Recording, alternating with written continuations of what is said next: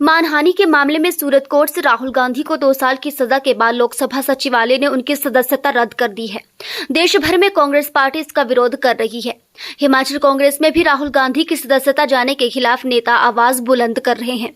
हिमाचल प्रदेश सरकार में लोक निर्माण मंत्री विक्रमादित्य सिंह ने राहुल गांधी की सदस्यता को रद्द करना दुर्भाग्यपूर्ण बताया। लोक निर्माण मंत्री विक्रमादित्य सिंह ने कहा कि नए नुस्खे लाकर बीजेपी राहुल गांधी को परेशान करने की कोशिश कर रही है।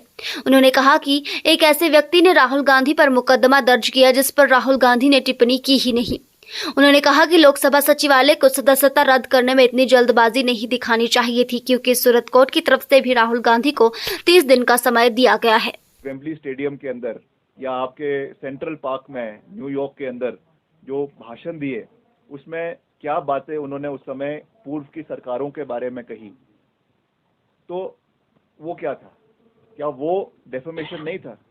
तो केवल अपनी बात को कहीं पे रखना, मैं समझता हूँ वो देश की तौहीन नहीं है। उन्होंने हमेशा देश हित के लिए लड़ाई लड़ी है और आगे भी लड़ते रहेंगे। और ये पूरे तरीके से जो ये माहौल देश के अंदर बना, खास करके जो ये भारत जोड़ो यात्रा का बना, जिस तरीके का जन सैलाब निकल कर आया, उससे घबराकर मुद्दों से हटाने के लिए, और अभी जो अदानी हिंडनबर्ग इशू निकल कर आया, जिसमें आपने देखा किस तरीके से अदानी का जो है शेयर मार्केट वैल्यू गिरी, किस तरीके से इसमें एक्सपोजे हुआ, उससे लोगों का ध्यान भटकाने के लिए, उससे हटाने के लिए इस तरीके की ये कार्रवाई करी गई है। और जैसा मैंने कहा कि कुछ समय तक लोगों का ध्यान भटकाया जा सकता है। You can fool few people at few times, but you cannot fool all the people at all the time। इसका सच जो है वो निकल कर आएगा और अंत में सत्यता की जीत होगी, ये मैं कह सकता हूँ।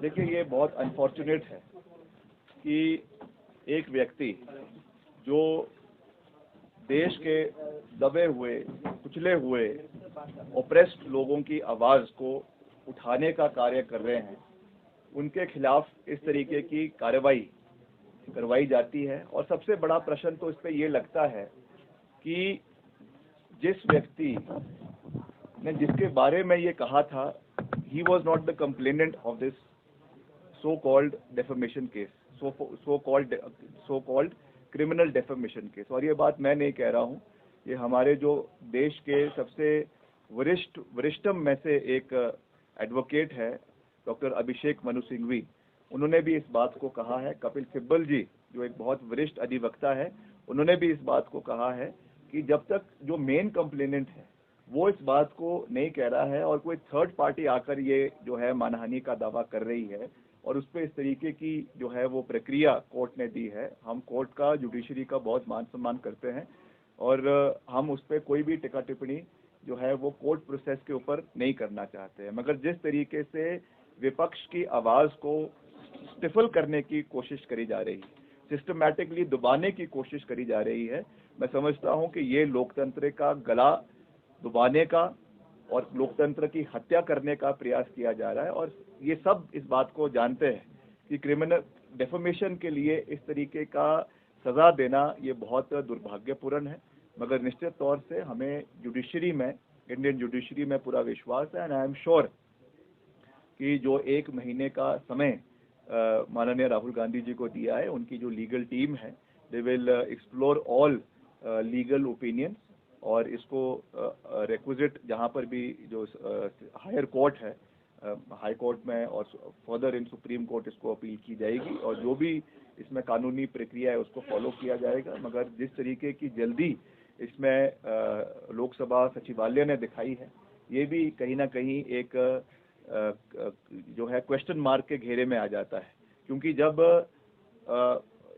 सबऑर्डिनेट कोर्ट ने, जहां से ये फैसला आया है, अगर अपने ऑर्डर को सस्पेंड कर 1 महीने का समय दिया है, तो उसमें उनको वेट एंड वॉच करना चाहिए था। मगर तब भी मैं उस पर कोई ज़्यादा टिक्का टिप्पणी नहीं करना चाहता हूं। मगर मैं यही कह सकता हूं कि हम इस तरीके के यूनिलैटरल डिसीजन से डरेंगे नहीं। We stand rock solid with the family, with Shri Rahul Gandhi ji, with madam Sonia Gandhi ji, Priyanka Gandhi ji. इसका क्या एजेंडा और इसका क्या तात्पर्य निकाला जा सकता है?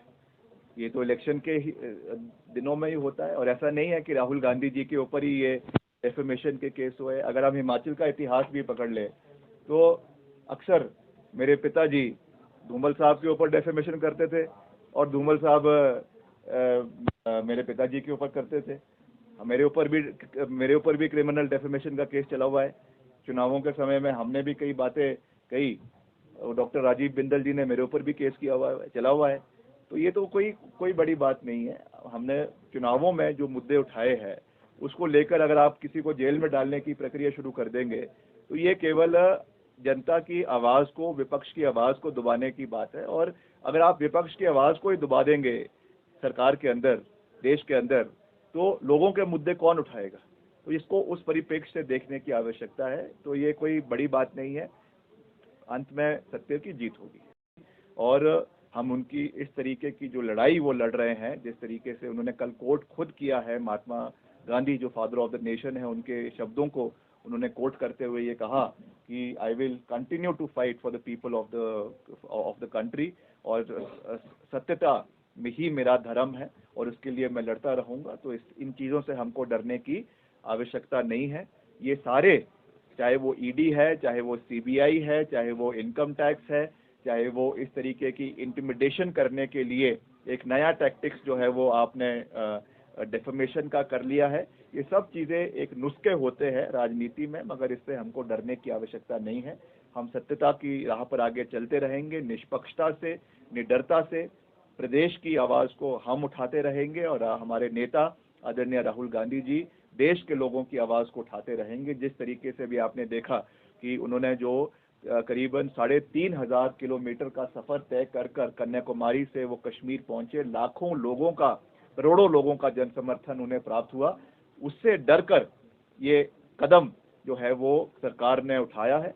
हालांकि जैसा मैंने कहा कि इसमें कोर्ट का फैसला आया है, मगर उसकी जो पृष्ठभूमि है उसको भी हमें देखने की आवश्यकता है। क्या एविडेंस को एप्रिशिएट किया गया, उसके ऊपर भी जब इसको चैलेंज किया जाएगा हाई कोर्ट में, उस समय ये बातें निकल कर आएगी। मगर मैं जुडिशियल प्रोसेस पे कोई टिक्का टिप्पणी नहीं करना चाहता हूँ। We stand with the family, और अंत में सत्य की जीत होगी।